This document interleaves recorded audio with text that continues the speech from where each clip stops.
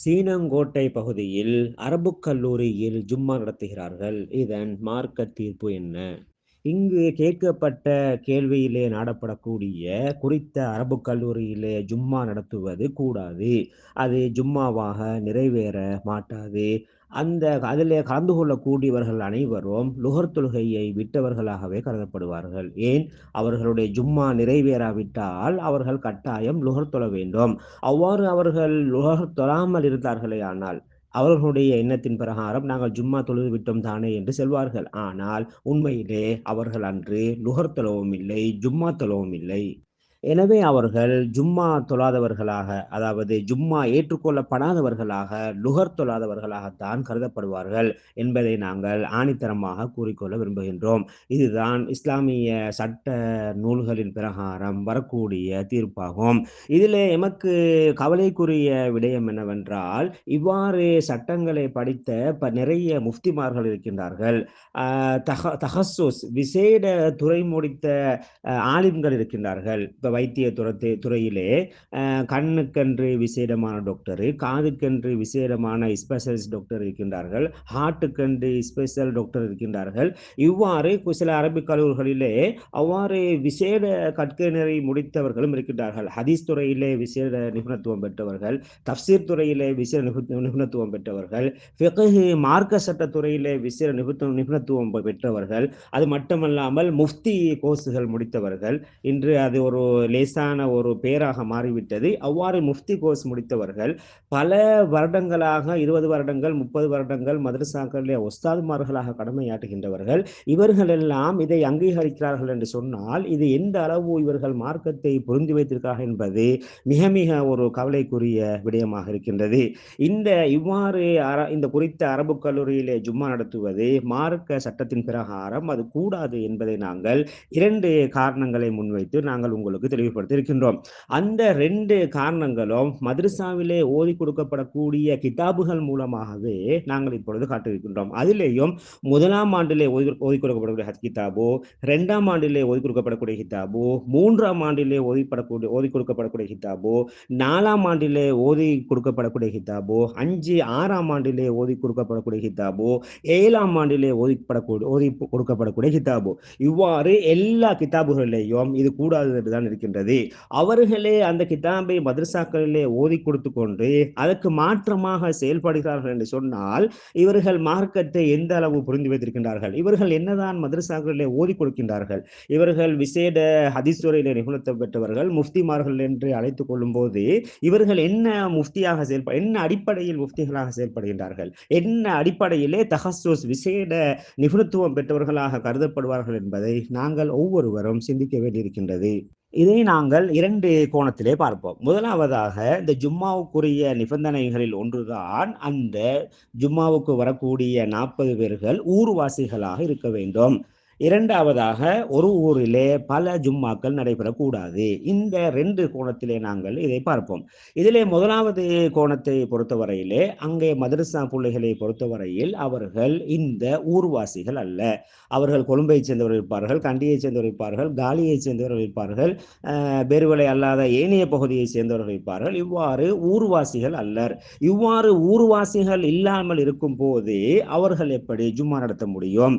இவ்வாறு ஜும்மா நடத்துவதற்கு ஊர்வாசிகளாக இருப்பது நிபந்தனை என்று மதரசாவிலே ஓதி கொடுக்கப்படக்கூடிய அரபு கல்லூரியிலே ஓதி கொடுக்கப்படக்கூடிய 1வது ஆண்டு நூலிலும் சொல்லப்படுகின்றது.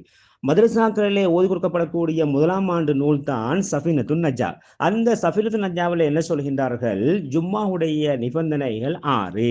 அதிலே 4வது நிபந்தனை என்னவெனில் யகூனு 40 பேர் இருக்க வேண்டும். அவர்கள் சுதந்திரவாதிகளாக இருக்க வேண்டும், ஆண்களாக இருக்க வேண்டும், பருவமடைந்தவர்களாக இருக்க வேண்டும், முஸ்தவுத்தினீன அவர்கள் ஊர்வாசிகளாக அந்த ஊரிலே பதிந்து வாழக்கூடியவர்களாக இருக்க வேண்டும் என்று சொல்லி 1ஆம் ஆண்டு நூலிலே சொல்லப்படுகின்றது. 2ஆம் ஆண்டு நூலாகிய ரியாதுல் பதியா அதிலே என்ன சொல்லப்படுகின்றது? ஜும்மா கடமையாகும் என்று சொல்லிவிட்டு அவர்கள் இதா கான ஃபீஹிம் அர்பஊன மினல் முஸ்லிமீன ذுகூரில் அஹ்ராரில் பாலிகீனல் உகலா மினல் முஸ்லிமீன ஸுகூரில் அஹராரில் பாலிகீனல் உகலாஇல் முஸ்தௌத்தினீன, அவர்கள் ஊர்வாசிகளாக அந்த ஊரிலே தொடர்ந்து குடிவாழக்கூடியவர்களாக இருக்க வேண்டும் என்று 2வது வருட நூலிலும் சொல்லப்படுகின்றது. 3வது வருட நூலாகிய ஃபதுஹுல் கரீபிலே என்ன சொல்லப்படுகின்றது? ஜும்மா நிறைவேறுவதற்குரிய ஷரத்துக்கு, ஜும்மா கடமையாகுவதற்குரிய ஷரத்துக்கள் 7.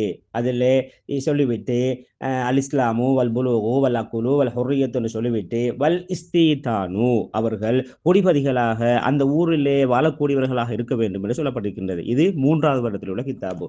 4வது வருடத்திலே ஓதி கொடுக்கப்படக்கூடிய உம்தத்து சாலிக்கிலே என்ன சொல்லப்படுகின்றது? தொழுகையுடைய நிபந்தனைகளோடு சேர்த்து ஜும்மா நிறைவேறுவதற்கான ஷரத்துக்கள் 6 இருக்கின்றது என்று சொல்லிவிட்டு 5வது என்ன சொல்கின்றார்கள்? அங்கே 40 பேர்கள் இருக்க வேண்டும், சுதந்திரவாதிகளாக, பருவமடைந்தவர்களாக, புத்திசாலிகளாக, முஸ்தௌத்தினீன, அவர்கள் அந்த ஊரிலே வாழக்கூடியவர்களாக இருக்க வேண்டும். அவர்கள் அந்த ஊரிலே தான் வாழ்வார்கள். ஏதாவது தேவைகள் இருந்தால் மட்டுமே வெளியே சென்று வருவார்கள். லா யல்அனூன அன்ஹு இல்லா லிஹாஜத்தின், ஏதாவது தேவைகள் இருந்தால் மட்டுமே வெளியே செல்வார்கள், மற்றபடிக்கு அந்த ஊரிலே வாழ்வார்கள். அப்படியானவர்களாக இருப்பது ஜும்மா சிஹத்தாவதற்குரிய கடமை என்பதாக உம்தாவிலே சொல்லப்படுகின்றது.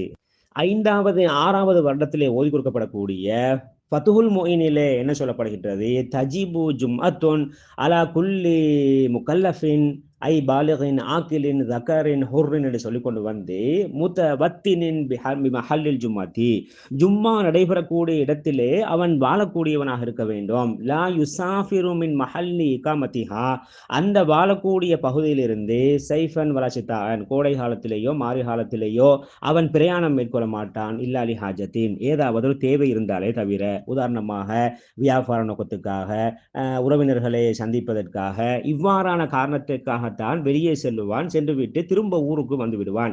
இப்படியான ஊர்வாசிகளாக இருந்தால்தான் ஜும்மா கடமை என்பதாக 5வது 6வது வருடத்திலே ஓதி கொடுக்கப்படக்கூடிய ஃபதுல் முஈனிலே சொல்லப்பட்டிருக்கின்றது. 7வது வருடத்திலே ஓதி கொடுக்கப்படக்கூடிய ஷர்ஹுல் மஹல்லியிலே என்ன சொல்லப்படுகின்றது? அங்கே ஜும்மா கடமையாகுவதற்கு இன்னமா தத்தஅய்யனு அலா குல்லி முகல்லஃபின் ஹுர்ரின் தக்கரின் முகீமின், அவர் ஊர்வாசியாக இருக்க வேண்டும் என்று அங்கே சொல்லப்பட்டிருக்கின்றது. மதரசாவிலே, அரபு கல்லூரியிலே 7 வருடமாக ஜும்மா நடத்துவதற்குரிய நிபந்தனைகளை படித்து கொடுத்துவிட்டு அங்கே ஜும்மாவுக்கு வரக்கூடியவர்கள் முக்கியமாக முஸ்தௌத்தினாக அந்த ஊரிலே பதிந்தவர்களாக அங்கே வாழக்கூடியவர்களாக இருக்க வேண்டும் என்று கிதாபிலே மாணவர்களுக்கு படித்து கொடுத்துவிட்டு அவர்களும் படித்து கொண்டு விளங்கி கொண்டு இதற்கு மாற்றமாக செயல்படுகிறார்கள் என்று சொன்னால் இவர்களிடம் என்ன மார்க்கம் இருக்கின்றது? இவர்கள் என்ன ஃபிக்ஹை படித்திருக்கின்றார்கள்? இவர்கள் சமூகத்துக்கு எவ்வகையான ஒரு சட்டத்தை சொல்கிறார்கள் என்பதை நாங்கள் சிந்திக்க வேண்டும்.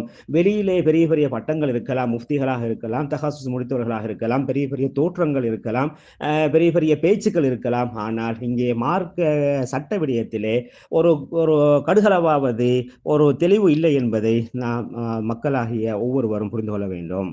அடுத்ததாக நாங்கள் 2வது கோணத்தை பார்ப்போம். இப்பொழுது நாங்கள் சொன்னோம், ஜும்மா நடத்துவதற்கு அங்கே வரக்கூடியவர்கள் ஊர்வாசிகளாக இருக்க வேண்டும். எனவே இவர்கள் ஒரு நேரம் சொல்ல முடியும், நாங்கள் இங்கே ஜும்மா மதரசா பிள்ளைகளுக்கு மட்டுமல்ல, இங்கே ஜும்மா நடத்துவது ஊர் மக்களுக்கு தான் ஜும்மா நடத்துகிறோம் என்று ஒரு காரணத்தை முன்வைக்க வேண்டும்.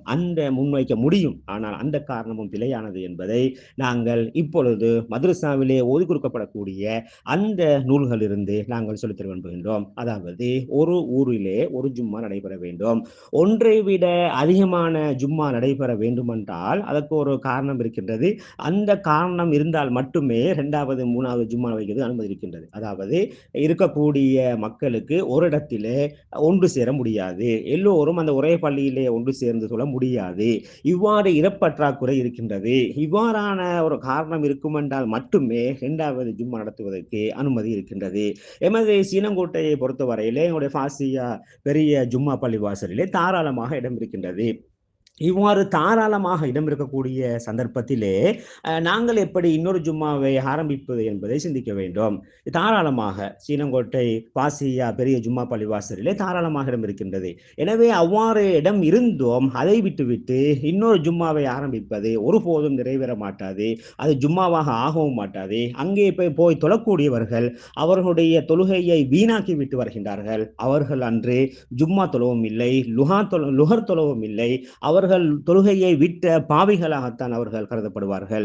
இது சம்பந்தமாக மதரசா அரபு கல்லூரியிலே ஓதி கொடுக்கப்படக்கூடிய ஷாஃபி மதுஹப் நூட்களிலே என்ன சொல்லப்படுகிறது என்பதை பார்ப்போம். முதலாவது வருடத்திலே ஓதி கொடுக்கப்படக்கூடிய சஃபினத்துன் நஜாவிலே என்ன சொல்கின்றார்கள்? வஅல்லா தஸ்பிகஹா வலா துகாரினஹா ஜும்அத்துன் ஃபீ தில்கல் பலதி. அந்த ஊரிலே இன்னொரு ஜும்மா முந்தி விடக்கூடாது. அந்த ஊரிலே இன்னொரு ஜும்மா முந்திவிடக்கூடாது அல்லது சேர்ந்து முடியக்கூடாது.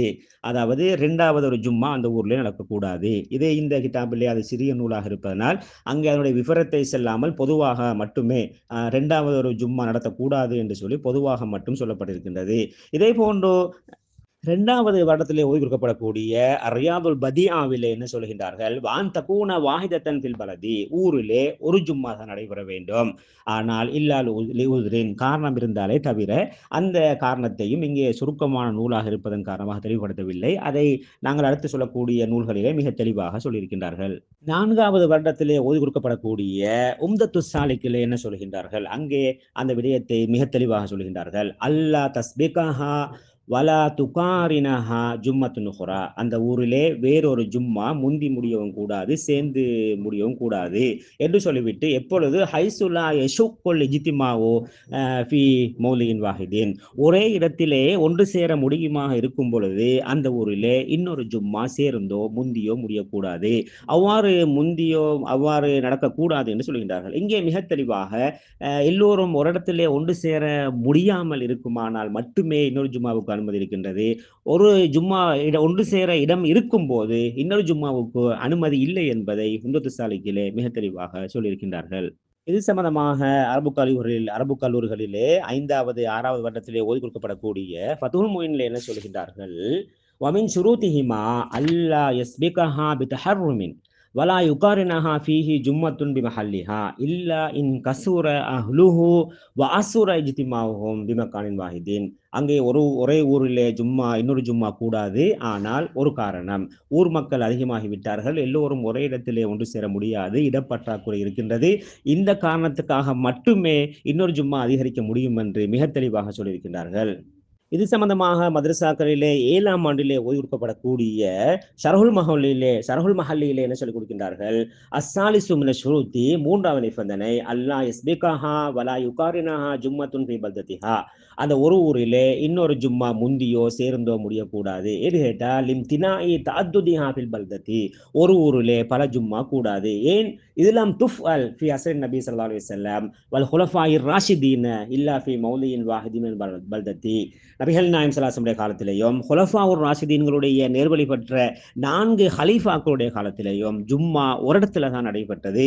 எனவே அவ்வாறு ஒரு இடத்திலே நடைபெற்றிருப்பதன் காரணமாக ஜும்மா ஒரு ஊரிலே ஒரு இடத்திலே தான் நடைபெற வேண்டும் என்று ஆணித்தரமாக இங்கே சொல்லித் தருகின்றார்கள்.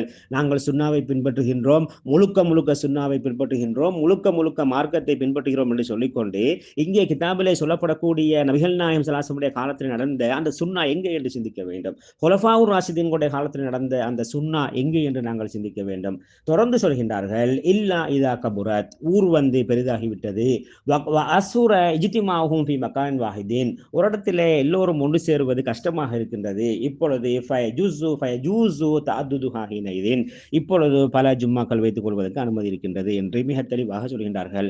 அன்பார்ந்த அல்லாஹு தஆலாவின் நல்லடியார்களே, சகோதரர்களே, மார்க்கத்தை பாதுகாக்க வேண்டும் என்று உறுதியான எண்ணத்தில் இருப்பவர்களே, இவ்வளவு மதரசாவிலே ஓதி கொடுக்கக்கூடிய 1ஆம் ஆண்டு முதல் 7ஆம் ஆண்டு வரையில் உள்ள அனைத்து கிதாபுகளிலேயும் இது கூடாது என்று தெளிவாக பச்சையாக சொல்லப்பட்டிருக்கும் பொழுது அதே கிதாபை அவர்களே மதரசாவிலே ஓதி கொடுத்து கொண்டு அதுக்கு மாற்றமாக செயல்படுவது எந்த வகையிலே நியாயம் என்பதை சிந்திக்க வேண்டும். இவர்கள் உண்மையிலே மார்க்கத்தை தான் சொல்ல வருகின்றார்களா அல்லது வேறு நோக்கத்தை கொண்டவர்களாக இருக்கிறார்களா என்பதை நாங்கள் ஒவ்வொருவரும் சிந்திப்பதற்கு கடமைப்பட்டுள்ளோம். ஏன் நாங்கள் தான் மார்க்கத்தை பாதுகாக்கின்றோம், மதரசாக்களை வளர்க்கின்றோம், மதரசாக்களை திறமையாக நடத்துகிறோம் என்று சிலர் மார்த்தட்டிக் கொள்கின்றார்கள். அவ்வாறு மார்த்தட்டிக் கொண்டு மார்க்கத்துக்கு முரணான காரியத்தில் ஈடுபடுவார்களேயானால் எந்த அளவு அநியாயம் என்பதை சிந்திக்க வேண்டும். கிதாபுகளிலே ஓதிக்கு தெரியாதவர்கள் என்றால் தெரியாது என்றாலும் சொல்லலாம்.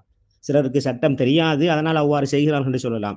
அதே சட்டம் தெரிந்து கொண்டு 7 வருடமாக அதே மாணவர்களை படித்துக் கொடுத்துக் கொண்டு மா அரபு கல்லூரிகளிலே 20 வருஷமாக 30 வருஷமாக உஸ்தாதாக இருந்து கொண்டு முஃப்திமார்களாக இருந்து கொண்டு விசேட நிபுணத்துவ துறையிலே ஹதீஸிலே ஃபிக்ஹிலே ஈடுபட்டவர்களாக இருந்து கொண்டு இதை கூடாது கூடாத ஒன்றை செய்வார்களேயானால் இவர்கள் மக்களுக்கு என்ன சொல்ல வருகின்றார்கள்? மக்களுடைய அந்த ஜும்மா தொழுகையை பாழாக்க முற்படுகின்றார்களா?